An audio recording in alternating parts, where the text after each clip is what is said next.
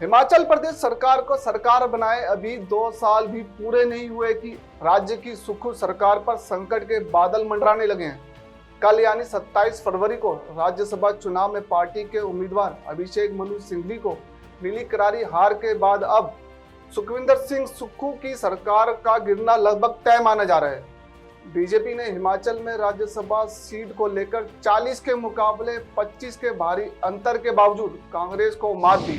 वो पार्टी के रणनीतिकारों के लिए बड़ा झटका और कभी ना भूल सकने वाला सबक है। नमस्कार, मैं हूं हरीश और आप देख रहे हैं खबर फास्ट। हिमाचल में मचे सियासी हड़कंप ने एक बार फिर से साबित कर दिया है कि बीजेपी किसी भी समय हवा का रुख बदल सकती है।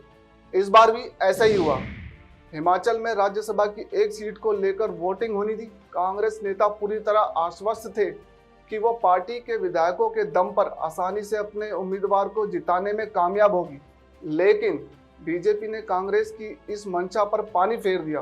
बीजेपी ने हिमाचल में बाजी पलटने के लिए एक बार फिर से कांग्रेस के ही एक पुराने मोहरे का इस्तेमाल किया। कभी कांग्रेस के मजबूत सिपाही रहे हर्ष महाजन ही वह शख्स हैं जिसके जरिए बीजेपी ने कांग्रेस के लिए मुश्किल खड़ी कर दी। हर्ष महाजन ने इस बार बीजेपी की ओर से राज्यसभा के चुनाव में जीत हासिल की। हर्ष महाजन के बैकग्राउंड की बात करें तो वो चंबा के रहने वाले हैं और उनके पिता देशराज महाजन भी कांग्रेस के बड़े नेता थे। लेकिन 2022 के विधानसभा चुनाव से पहले हर्ष महाजन पाला बदलकर बीजेपी में शामिल हो गए। बीजेपी ज्वाइन करने के साथ ही वह हिमाचल में पार्टी की सियासी जमीन मजबूत करने में जुट गए। कभी पूर्व मुख्यमंत्री वीरभद्र सिंह के बेहद करीबी रहे हर्ष महाजन की गिनती राज्य के बड़े रणनीतिकार के तौर पर होती है। उनका कांग्रेस के छोटे कार्यकर्ताओं से लेकर सभी बड़े नेताओं के बीच संपर्क है।